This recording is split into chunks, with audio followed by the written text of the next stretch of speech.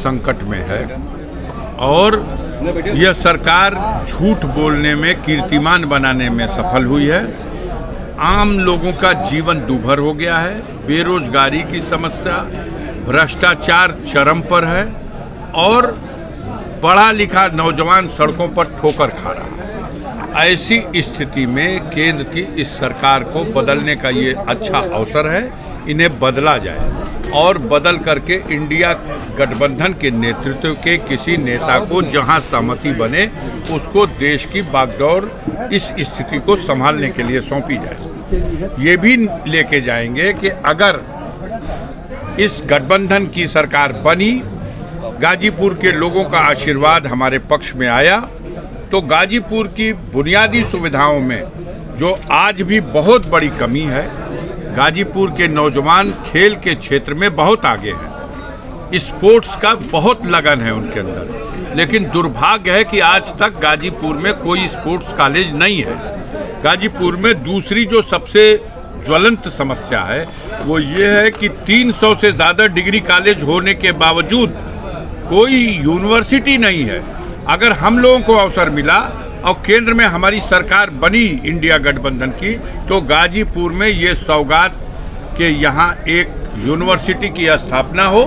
गाजीपुर में ये सौगात कि यहाँ युवाओं को उनके अंदर छुपी हुई प्रतिभाओं को विकसित होने का अवसर देने के लिए एक स्पोर्ट्स कॉलेज, और दूसरी जो महत्वाकांक्षी इनकी योजना टोटल विफल हो गई, घर घर जल और घर घर नल, और आज निराश है, पानी पीने के लिए हम नहीं दे सके आज़ादी के 75 वर्ष के बाद। अगर केंद्र में इंडिया गठबंधन की सरकार बनी तो मेरा प्रस्ताव होगा कि हर घर के लिए एक इंडिया मार्का 2 हैंडपंप वो सरकार स्वीकृत करे, और यह जो इनकी अरबों खरबों रुपया इन्होंने ठेकेदारों को कमवाया है, इसकी जांच होनी चाहिए। चर्चा है आपके खिलाफ ब्रजेश सिंह के चुनाव लड़ने की। अभी चर्चा आप लोग कर रहे हैं, हमने कहा कि उनको दूध में नहलाइए और मक्खन की मालिश कीजिए, चमका के खुशबूदार बना करके लाइए। जनता अगर गाजीपुर की उनको अपने सामने स्वीकार करती है तो अच्छी बात है। इस लोकतंत्र की व्यवस्था में जो मतदाता है कहीं भारत में, तो चुनाव तो लड़ सकता है, तो चुनाव लड़े, कोई तो लड़ेगा। अफजाल जी, पीडीए की परिभाषा में क्या सवर्ण वोटरों पे आपके पार्टी की निगाह नहीं है? देखिए, सवर्ण वोटर बहुत चालाक है, काम क्या करेगा ये आपको भी पता है, लेकिन पीडीए कभी इतना संकीर्ण विचार नहीं रखती कि वो सवर्णों के लिए उसके दिल में जगह न हो। फोकस कर रही है कि जो पिछड़ गया है, जो उपेक्षित रह गया है, उसको प्राथमिकता मिलनी चाहिए। अभी देखिए, जो राज्यसभा का चुनाव था, राज्यसभा के चुनाव में समाजवादी पार्टी ने 2 सवर्ण कैंडिडेट दिए, 3 में 2 और एक दलित था, लेकिन साथ छोड़ के भागा कौन? गद्दारी किसने की?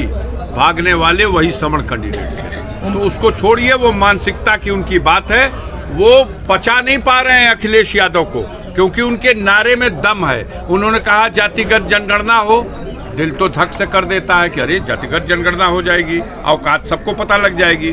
उन्होंने कहा हमने पीडीए बना दिया, पीडीए को फोकस करो, पीडीओ के कल्याण का काम करो। तो अब वो घबरा रहे हैं कि ये पीडीए जिस दिन अपने हक अधिकार के लिए उठ के खड़ा हो जाएगा, फिर ये 85% है, देश की सत्ता और व्यवस्था इसके हाथ में होगी। अफजाल जी, पिछले दिनों आपकी निधि के लिए सैकड़ों ग्राम प्रधानों का आपने प्रस्ताव दिया, विपक्ष कहता है ये वोट की राजनीति कर रहे हैं। हाँ, अफजाल अंसारी काम नहीं कर रहे हैं, ये भी विपक्ष कहता है, और आप ही माइक लगाते हैं, कुछ काम बताओ। हमने आज काम बता दिया है, उसको पहले जाके चेक कीजिए। आप लोगों को धुंधलावन लगता है, पहले आप सैदपुर की इन सड़कों को, जिनको मैंने मंच से ऐलान किया है, इसको करिए, और अगर बन गई है तो इसको दिखाइए कि हाँ उन्होंने जो कहा है वो किया है। दूसरा, हम पिछली बार जब 14वीं लोकसभा में सांसद थे, तब भी हमने सैकड़ों की संख्या में ग्राम प्रधानों को बजट दिया था अपने गांव में सीसी रोड बनाने के लिए, और बनी उन दौर की सड़कें आज भी हैं। हमने यही तय किया इस बार भी ये भ्रष्टाचार, ये बेईमानी से मुक्ति पाने के लिए किसी विभाग को अगर पैसा ट्रांसफर करते हैं 21% विभाग कमीशन ले रहा। जब वो टेंडर करता है तो 18% जीएसटी के नाम पे योगी मोदी का हिस्सा कट जाता है, और उसके बाद जब कोई ठेकेदार लेके काम कराने जाता है तो 25% वो घोड़ जाता है। तो पैसा बचा का काम होने का। हमने प्रधान के खाते में देने की सिफारिश कर दी और कटा है चेक। जाइए विकास भवन में पूछिए कि अफजाल अंसारी के प्रस्ताव पर ग्राम प्रधानों को चेक नहीं कटा। हाँ, कटा है। अब बाधा डाली जा रही, अब बाधा रोकी जा रही कि अरे भाई वो ऐसा है कि बहुत ज़्यादा, इससे तो बड़ा तड़कम था। वो लोग समझ रहे थे कि अफजाल अंसारी की जो निधि रिलीज हुई है 7.5 करोड़ रुपया, फिर निधि शुक्रवार के दिन आने वाली है, ये हमको वहीं पीडी ने बताया। अभी इन्होंने 1 मार्च को ये हिसाब भेजा है कि अफजाल अंसारी के खाते में जो यहाँ सांसद विकास निधि का खाता है उसमें 3 करोड़ से कम धनराशि हो गई। 3 करोड़ से कम होगी तो दिल्ली में जो धनराशि है वो आ जाएगी।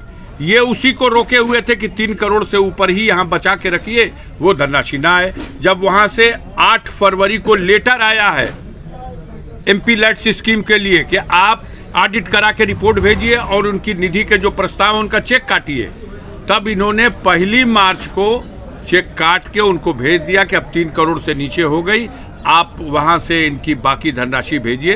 तो 7.5 करोड़ की वो धनराशि जो दिल्ली में फंसी हुई थी वो शुक्रवार को आ जाएगी। फिर उसके बाद हम ऑनलाइन भी प्रस्ताव देंगे। हम चाहेंगे चुनाव घोषणा होने से पहले 10 रुपया उस खाते में न बचे, क्योंकि वह खाता गाजीपुर की जनता का खाता है, उनके हिस्से का। अब आपको ये बताना चाहेंगे, आपके माध्यम से गाजीपुर की जनता को, देश को ये बताना चाहेंगे कि जब हमें डिस्क्वालीफाई किया गया सजा के आदेश को आधार बनाकर, जब हमें अयोग्य घोषित किया गया चुनाव लड़ने से, और जब हम सुप्रीम कोर्ट गए और वहां पर सजा के आदेश को निलंबित किया गया, तब उसके साथ शर्तें लगाई गई। अब यहाँ सत्ताधारी दल के लोगों ने 14 दिसंबर को आदेश हो गया था, लेकिन 14 दिसंबर के सुप्रीम कोर्ट के आदेश के बाद 11 जनवरी को लोकसभा से अधिसूचना जारी करके वो जो मुझे अयोग्य घोषित करने वाला शासनादेश जो नोटिफिकेशन था उसको रद्द किया गया और मुझे क्वालिफाई कर दिया गया। मैं पदस्थापित हुआ। पदस्थापित होने के साथ प्रतिबंधों का विषय आया कि साहब तो फिर जो निजी लाभ की योजनाएं आप ले लेंगे वो अगर आपके अगेंस्ट अपील का फैसला हुआ तो कैसे लौटेंगी। मैंने कहा अफजाल अंसारी को आप प्रतिबंधित कर दीजिए कि तनख्वाह नहीं मिलेगी, आप प्रतिबंधित कर दीजिए कि 1 पैसा हम उसका भत्ता नहीं लेंगे सांसद का, आप प्रतिबंधित कर दीजिए कि अफजाल अंसारी सांसद की हैसियत से दिल्ली में आवास नहीं लेगा, आप प्रतिबंधित कर दीजिए कि अफजाल अंसारी जहाज और रेल की यात्रा भी सुविधा में नहीं करेगा। बस एक चीज रिलीज कर दिए, वो हमारा हिस्सा नहीं है, वो गाजीपुर की हमारी जनता का हिस्सा है, वो सांसद विकास निधि का पैसा है, उसको रिलीज कर दीजिए ताकि क्षेत्र की जनता में उसके छोटे मोटे काम उसको बांट दे। वो पैसा रिलीज होके आ गया। अब यहाँ पेट में दर्द है लोगों के कि अरे वो तो पैसा बांट रहे हैं, वो तो पैसा बांट रहे हैं, मैं तो बांटूंगा, मुझे कमीशन लेना नहीं है। तुम मीसो रख करके तुम कार्य योजनाओं को अगर रोक रहे हो तो ये कैसी सरकार है जो विधायकों की, सांसदों के द्वारा प्रस्तावित कार्य योजनाओं को रोक रहा है, विकास को बाधित कर रहा है। मैं तो चाहूंगा कि विकास योजना में 10 रुपया न बचे, अधिसूचना जारी होने से पहले वो रिलीज हो जाए। ईवीएम के ऊपर क्या कहना चाहेंगे? ईवीएम पे कहना चाहेंगे कि देश की जनता का विश्वास उठ चुका है। अगर भारत में प्रजातंत्र है तो लोक का तंत्र पर विश्वास बना रहे, इसके लिए आवश्यक है कि ईवीएम मशीन हटा दी जाए और बैलेट पेपर से चुनाव कराया जाए।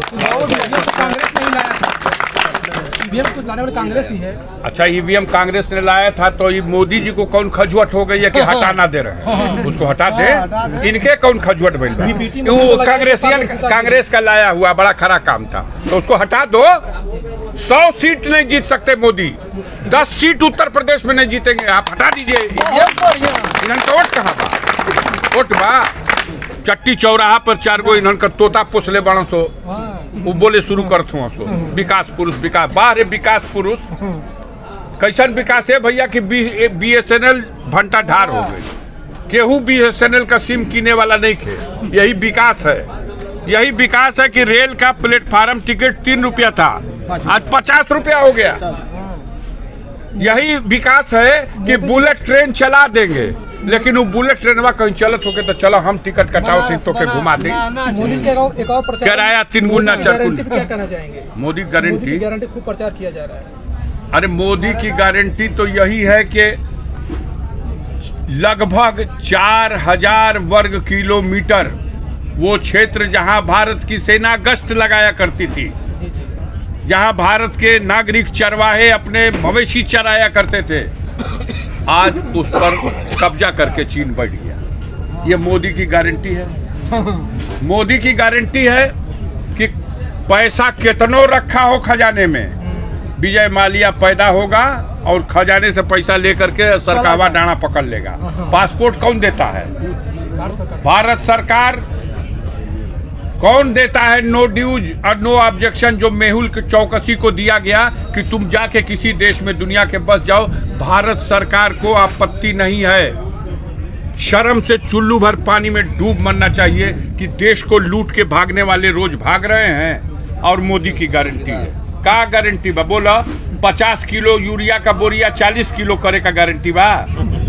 का गारंटी बा? 80 करोड़ गरीब अगर जा बेरोजगार नौजवान जा रहा कि हमको रोजगार चाहिए, हमारी परीक्षाएं धोखा करके रद्द कर दी जा रही तो उसको लाठी से पिटवा रहे, यही मोदी जी की गारंटी है। मोदी जी की क्या गारंटी है? 85 रुपया का $1 हो गया, यही मोदी की गारंटी है। 90 रुपया 100 रुपये का पेट्रोल और डीजल हो गया, यही मोदी की गारंटी है। टमाटर का भाव, लहसुन का भाव, इस देश में क्या अराजकता फैला के रख दिया। कहीं कुछ है? व्यवस्था नाम के कुछ भी नहीं है। आज लूट है, बेईमानी है। किसी गरीब की फरियाद कहीं थाने में, कचहरी में, तहसील में, ब्लॉक में कोई सुनने वाला नहीं है। यही मोदी की गारंटी है। लूटो देश को और लूटने वाले लूट रहे हैं। अफजाल जी, अभी तक आपके खिलाफ विपक्ष ने प्रत्याशी खड़ा नहीं किया है, क्या इसे हंसारी बंधुओं की हनक मानी जाए? अच्छा, ये जनता के बीच में लोकप्रिय बा के हनक मान लो, ई कोनो बात बा, ई कोनो भाषा बा? अरे भैया भड़के न ऊ लोग, सुन लो जो खुदे बारहसिंहा उन लोग सबका पेटवा में कोचे लो, ऊ लोग हमनी से भड़के लो तो ऊ जितने चिहुकन लोग अच्छा बा। आ गरीब जनता हमारे कपड़ा पे चढ़ के रहेला, हम उनन के केहू एतराज नहीं के। हमने कभी गरीब का रोवा नहीं दुखाया, लेकिन गरीब पर अत्याचार हुआ तो बड़े से बड़े आतताई का पंजा बटोरने का काम किया। ये आगे भी होता रहेगा। तुम अफजाल को बर्बाद करके खुश हो कि मैंने अफजाल की पूंजी लूट लिया। अफजाल की पूंजी गरीबों का दिल है, उसको तुम्हारा बाप भी नहीं लूट।